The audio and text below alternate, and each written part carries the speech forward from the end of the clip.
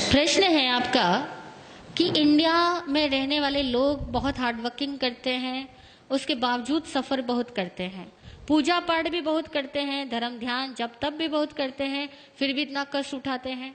और फॉरेन में रहने वाले लोग इतना कोई पूजा पाठ जब तब करते ही नहीं है और उनकी लाइफ कुछ इस टाइप की है कि वो बहुत कम कष्ट उठाते हैं और बहुत जल्दी सफलता पा लेते हैं। उसका क्या कारण है? यही आपका प्रश्न है ना। उसका क्या कारण है? तो यहाँ there are so many reasons, बहुत सारे कारण हैं। पहली बात तो यह कि भारतीय आदमी के सोच का तरीका ही दूसरा है और आउट ऑफ इंडियंस के सोच का तरीका ही दूसरा है। हमारे यहाँ पर हर सोच में स्पष्टता का अभाव है, क्लैरिटी नहीं है। हम लोगों के यहाँ विजन की क्लैरिटी नहीं है। मैंने कल भी एक एग्जाम्पल दिया था। यहाँ हम लोग क्या करते हैं, सुबह पूजा पाठ करते हुए धन की निंदा करेंगे, मोह माया की निंदा करेंगे,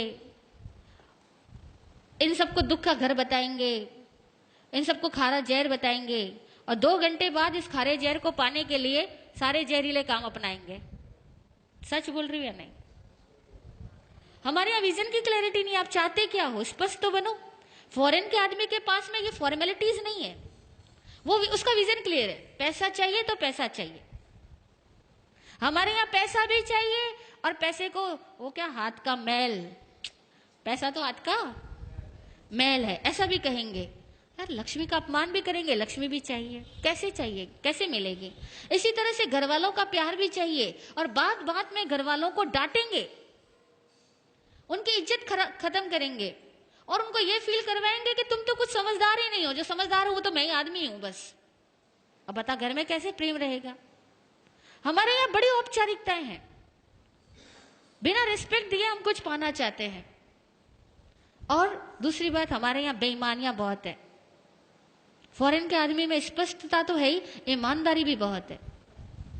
हमारे यहाँ तो विश्वास ही गलत है। हर आदमी सोचता है झूठ बोले बिना पैसा हो नहीं सकता, टैक्स तो चुराना ही पड़ेगा, भाई भाई में झगड़े तो होंगे, मतलब हम लोग मान के चलते और अपने गलत विश्वासों के तहत जिंदगी जीते हैं। हमें एक्चुअल में कहे ना तो धार्मिक लोगों को भी जीने का सही सलीका नहीं आता। और दूसरी बात, ये धर्म करते किस लिए हैं? ईमानदारी से पूछना, धर्म किस लिए करते हैं? मोक्ष वोक्ष की तो सारी बातें हैं। हर आदमी, कोई किसी को मोक्ष नहीं चाहिए। और वो धर्म भी किस लिए करता है? धर्म भीरू होने की वजह से धर्म करता है। हम लोग धर्म क्यों करते हैं पता? धर्म भीरू है, धर्म से डरते हैं, पाप बनने से डरते हैं, नरक से डरते हैं, भगवान से डरते हैं, इसलिए तो धर्म करते हैं। हम कौन सा धर्म समझ के करते हैं? वो लोग थोड़ा भी करेंगे या नहीं भी करेंगे, कम से कम जीने का विज्ञान समझते हैं कि लाइफ कैसे मूव करती है, उसका साइंस समझते हैं, फिर जिंदगी को जीते और खुल के जीते हैं। हमारे यहाँ तो हर चीज औपचारिक है। भूख लगी होगी ना, तब भी कोई कह भी देना कि खाना खा लो तो कहेंगे नहीं नहीं पेट भरा हुआ है, अभी घर से खा के आया। हाँ, नहीं बोलते? किसी के घर चले जाओ आप लोग और सामने वाला बोले कि खाना खा लो और आपको भूख भी लगी है, तभी कहोगे नहीं नहीं जी भूख बिल्कुल नहीं, अरे भाभी जी कष्ट मत करो, मैं तो घर से खा करके आया हूं। और सपोज वो दोबारा तिबारा कहेगा ना तो खा लोगे। खाओगे या नहीं खाओगे? कहने का मतलब यह हुआ कि हमारे यहाँ पर धर्म के नाम पर भी डर चलता है, रिश्वतखोरी चलती है, क्योंकि हम तो भगवान को साफ साफ रिश्वत देके आते हैं। देते या नहीं देते? मंदिरों में जाते हैं, साफ रिश्वत देते हैं, भगवान मेरा ये काम कर देना, मैं ये चढ़ा दूंगा। और पहले चढ़ा करके बाद में चढ़ाने का वायदा करके भगवान से अपने इच्छाओं की पूर्ति चाहते हैं। बड़ी अवैज्ञानिक तरीके से हम लोग भक्ति करते हैं, अवैज्ञानिक तरीकों से धार्मिक क्रियाएं करते हैं, क्योंकि धर्म को हम समझने की कोशिश भी तो नहीं करते, खाली हम रिवाजों को फॉलो करते हैं, लकीर के फकीर बने हुए हैं। तो धार्मिक होने से, पूजा पाठ जब तब कर देने से कुछ नहीं होता। और अक्सर देखा जाए तो ज्यादा जाप वही करता है जो ज्यादा डरपोक होता है, ज्यादा लालची होता है, जिसको लगता है जितना ज्यादा जाप करूंगा मेरा धन उतना ही ज्यादा बढ़ेगा, मेरी सुरक्षा उतनी ज्यादा बढ़ेगी। अक्सर लोग इसी वजह से जब तब ज्यादा करते हैं और इसलिए करते हैं कि थोड़ा भगवान खुश रहेगा तो मैं जितने पाप कर रहा हूं ना उसका फल मुझे कम देगा। हकीकत है, हम इंडियंस लोगों की सोच ही बड़ी अजीबोगरीब है। इसीलिए हम लोगों का जब तक सब देखा जाए ना तो बड़ा स्किन डीप भी नहीं होता। जरा सा कुछ घटना चेंज होगी ना, सब छूट जाने वाला है। कुछ घर में एक प्रतिकूलता हो गई तो कहोगे हे भगवान, हे कन्हैया, तेरे से तो मेरा विश्वास ही हट गया, तू मेरा कुछ भला नहीं करता। हम भगवान को भी सीधा तिरस्कृत करके आ जाएंगे, तूने मेरा क्या किया, मैंने इतने सालों तक तेरी पूजा की, तूने मेरा किया तो किया क्या। हम लोग कहाँ भक्ति करते हैं? भक्ति कोई हृदय की होती है? भक्ति ज्ञान से आए, भक्ति प्रेम से आए तो ये सवाल ही नहीं पैदा होगा। और दूसरी बात, इंडियंस लोग सफर इसलिए करते हैं क्योंकि यहाँ बहुत बड़ा तंत्र खराब है। केवल एक आध आदमी खराब नहीं है, पूरा सर्कल ही डिस्टर्ब है, पूरी व्यवस्थाएं खराब है, व्यवस्थाएं विकृत है, एक तंत्र खराब है। जब पूरा तंत्र खराब होता है ना, तो एक सही, जैसे समझो एक बगीचे के अंदर बहुत ज्यादा प्रदूषण हो, गंदगी इकट्ठी हो, और वहां पे आप गुलाब के पौधे लगाओ, तो बेचारे गुलाब के पौधे अगर 100 लगाए हो तो 90 तो वैसे ही सूख जाने, वो गंदगी उनको पनपने नहीं देगी, खिलने ही नहीं देगी।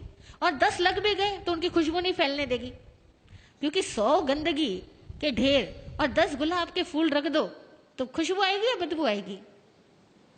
तो हमारी इंडिया में तो प्रॉब्लम यह है कि 100 तो गंदगी के ढेर लगे हैं और 10 गुलाब के फूल हैं।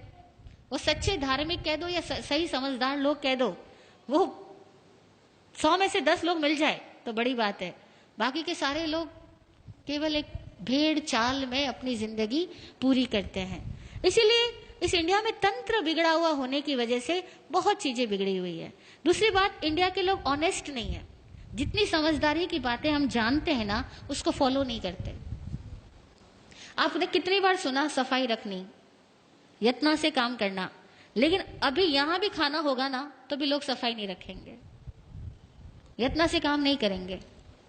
कितनी बार सुना होगा अपना काम खुद करना, बच्चों को हम कहते हैं अपना काम खुद करना, लेकिन आप इतने बड़े हो गए, आप भी यहां से जाओगे ना, कोई लोग ये नहीं सोचेगा कि कुर्सी का ढेर पड़ा है, अपनी कुर्सी उठा के उसी पे रखूं।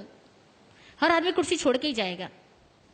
और मैं इतनी बार यहाँ कह चुकी हूं, लेकिन मैं रोज देख रही हूं कि यहाँ कोई 1 या 2 आदमी मुश्किल से होता है जो अपनी कुर्सी व्यवस्थित रख के जाता है, बाकी सब ऐसे ही छोड़ के जाते हैं। We are not honest. यहाँ लिखा हुआ जूते वहां खोलना, लेकिन हर बार बाहर बैठे हुए आदमी को कहना पड़ता है कि जूते वहां खोलो, आंटी जी यहाँ मत खोलो। क्यों?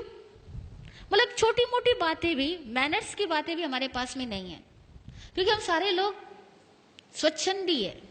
शास्त्र में एक वर्ड आता है स्वच्छंदी, मनमानी करने वाला। हम सारे लोग इस तरह के हैं, हम सब अपनी मनमानी से जीना चाहते हैं, हमें डिसिप्लिन पसंद नहीं है। और कोई दूसरा हमें डिसिप्लिन में रहने को कह दे, उस आदमी से तो मुंह चिढ़ा लेते हैं, उस आदमी से तो अपनी दूरियां बनाना शुरू कर देते हैं, क्योंकि इसने मुझे कैसे कह दिया। हम वहां जाना ही बंद कर देंगे। ईमानदारी की बात है, ये हम साधु इसलिए आप हमें माफ कर रहे हो, बाकी कोई और आदमी आकर के आपको कुछ कह देना, अनुशासन के नियम यहाँ पर, आप कहोगे इस जगह जाना ही नहीं दोबारा। सच है। इसीलिए आसान नहीं है। इंडियंस लोगों को अपने आप को पहले ईमानदार बनाना होगा, अपनी सोच को वैज्ञानिक बनाना होगा, और अपने हर कार्य को सही तरीके से करने की कला सीखनी होगी। तब कहीं जाकर के इंडिया फॉरेन कंट्रीज के लोगों की तरह एक सुलझी हुई जिंदगी जी पाएगा।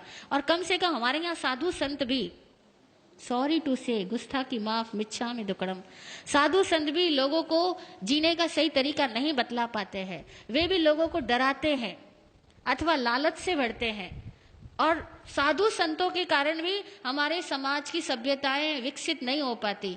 और ये भी एक बहुत बड़ा कारण है कि साधु संत खुद भी समझदार नहीं होने की वजह से इतनी सारी पब्लिक के लेवल को रेज नहीं कर पाते, और फिर जो वाकई समझदार लोग हैं वो साधु संतों के पास आना भी पसंद नहीं करते, नहीं पसंद करते। उसका कारण साधु संत स्वयं है। तो दुनिया में भारत में इतने ज्यादा सन्यासी है, इतने ज्यादा साधु लोग हैं, हर धर्म के अंदर, हिंदुओं में भी हजारों भरे पड़े हैं, जैनियों में भी भरे पड़े हैं, इतने साधु है। लेकिन वो सारे साधु ईमानदारी से अगर साधु होते तो भारत का कुछ और नक्शा होता। लेकिन हम लोग ईमानदार साधु नहीं और ईमानदार समणोपासक नहीं, अब दोनों में ही कमियां हैं। तो भैया ऑल ओवर कहते हैं अब जैसा बाप वैसा बेटा, तो करे क्या, है ना। ओके, जय हो। हाँ बोलिए सुनीता जी।